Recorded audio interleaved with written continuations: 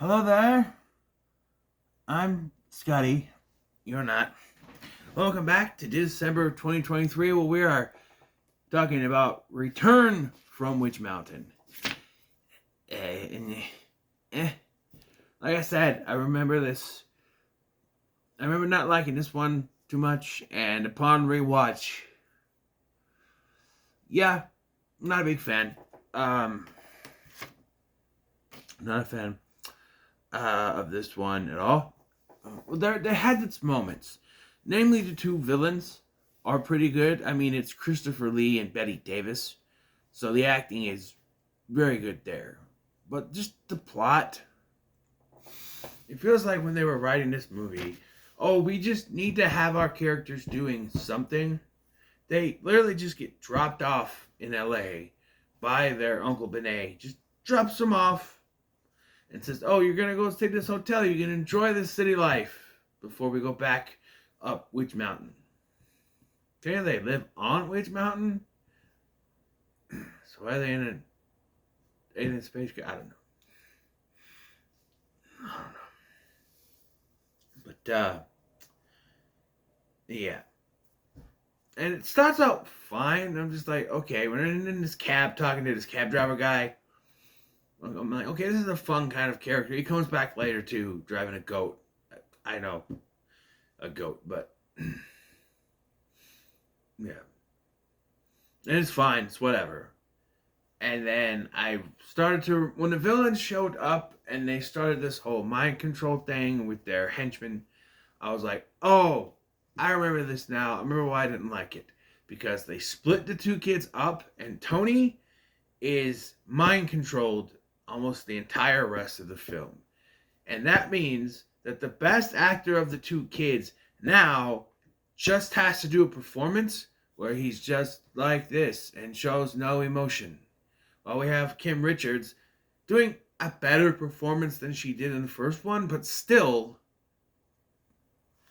she's the lesser of the two, and now he's just monotone the entire movie. And onto that she meets this group of kids. What are their names? Dazzler and Muscles, and I don't know. She meets these kids and they're fine. One looks like a little Corey Feldman. I'm sure it's not him. This was too young. It was 1978. I'm pretty sure he's wouldn't have been that young, that old yet, I should say. But yeah, it's just, I don't know. These kids are fine, but their big thing is that they don't want to get caught by the truant officer, Yo-Yo, played by Jack Sue. May he rest in peace. I know him from Barney Miller, a show that I sort of got into when they played the reruns on WGN America. You know, any show with a character named Fish, gotta be worth watching, right? There's a guy named Fish on there. Fish.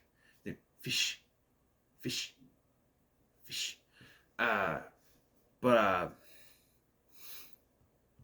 yeah, I said, I saw him, I'm like, I know him from somewhere. Where do I know him from? And I looked it up. It's Barney Miller, of course. But I couldn't tell you what Barney Miller is about. Cops. That's all I know. They're cops. But he's the truant officer, and he gets some funny moments, but he's basically Eddie Albert's character. He's basically Jason, but different, because he's not an ally the entire film. It's just towards the later half. And there's just so much time wasting in this movie, because as soon as they get control of Tony and they know what it is, Betty Davis's character, what's her name? Letha. I kept thinking it was Lisa, but then I looked at the screen because I was hearing Lisa, and I looked at, I'm like, why does it sound like he's got a lisp? Because he's actually saying Letha, Letha, Letha. That is her name. What kind of name is that? Like I said, the villains are the best part of this movie. They are really good because they are classic actors playing those roles. They're good. Even the henchman who's afraid of heights. I sympathize with you, man. I sympathize with you. Sickle. His name is Sickle. Uh, Letha and Sickle. Apparently, it's his aunt, Letha. But then Christopher Lee's character name is Victor, so he gets a regular name. And so there's this whole sequence when they're trying to rob this gold that goes nowhere. And I mean it goes nowhere. Tony causes a distraction and uses his telepathis to bring the gold out. But for some reason the gold destroys the car they're going to take. And so they have to leave it behind. So the whole scene was just to pad out the runtime. Because they don't get any of the gold, and then they get yelled at by Victor, and then they do Victor's real scheme, which is to hold the world ransom by saying that if you don't pay us, what was it, $50 million, something like that, that $2 million, something like that, boom, bye-bye, and of course that gets thwarted by Tia. Eventually, like, and I have to really question the idea of having a goat be sent to tell the gang of kids that she's in trouble when she didn't need to be in trouble in the first place. This part really made me roll my eyes. At one point, she's sleeping and she hears Tony calling for her. Now, the last time she saw Tony, she saw that he was, like, completely in their control, not responding to her, that thing. So why the hell does she believe now that he is okay and fine and needs help? She runs all the way to this house, being taken there by him, directed there by him. And of course, it's a trap. And it's not like they want to control her. No, they just conquer out so that she's not thwarting their problems. But when you do that, instead of trying to control her too, that means that you only conked her out. And so she's only off to the side. She's not completely out of your hair. So that means that something's going to happen. So she uses her telepathis to direct the goat to get the kids. But I'm sitting here going, why didn't you just use your telepathis to get the things off you and go do it yourself? Maybe she couldn't use that. She just talks to it, I guess. And then maybe she doesn't have the moving things like Tony does. Although she does use the telepathis to jump. Or I guess Tony does that because she's with him. He's with him. But yeah. I don't know. At one point, they do get in Yo-Yo's truancy van. He calls it a bus, but it's a van. Truancy van. And it causes a crash, which he gets fired from his job for. And then they still got to use the van. So Tia makes it work so they get and save Tony. And then they drive back to the stadium, which is where they landed, in a frickin' stadium. And then they fix the car completely using stop motion, which, like I said, there's bad CGI, but stop motion to me will always look timeless. It's from a time far gone where you don't,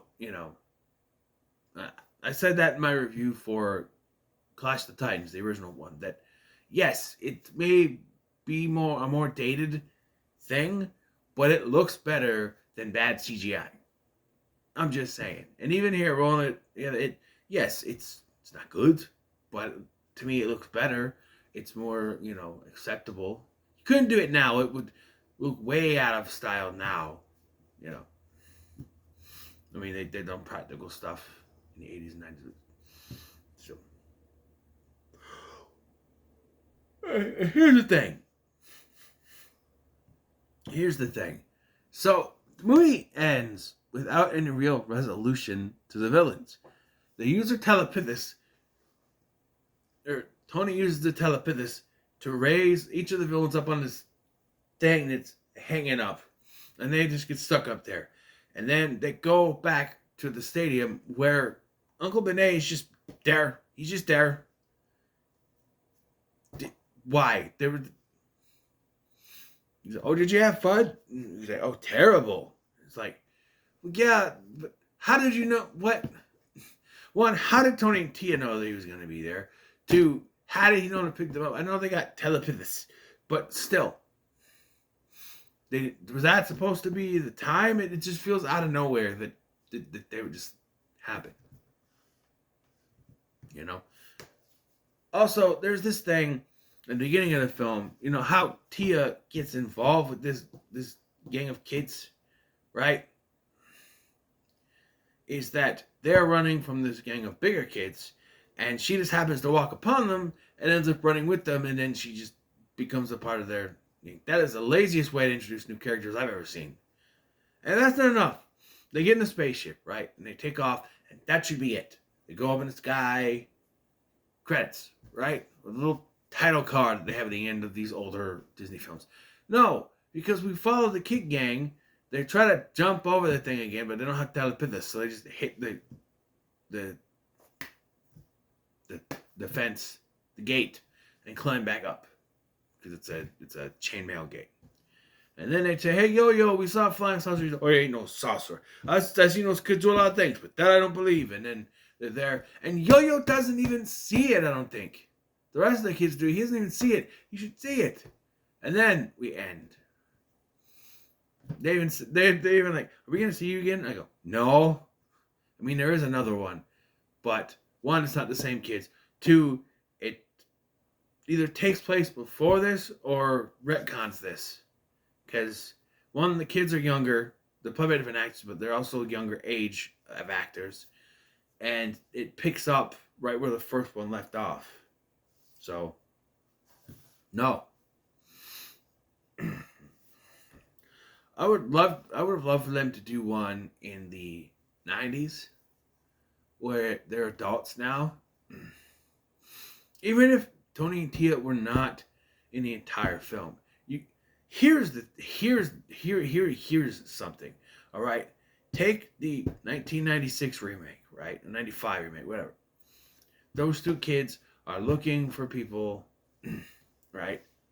And when they finally make it to Witch Mountain, this is not what happens in the movie. They go a totally different route with what they do with that movie. But, they say that people are trying to find them, right? That sort of thing. And I know maybe the actor who played Tony, he wasn't acting at the time, but Kim Richards was. So all you gotta do is have, when the spaceship arrives, it's Kim Richards that walks out.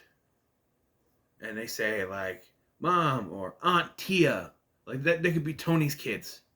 Aunt Tia, we remember now.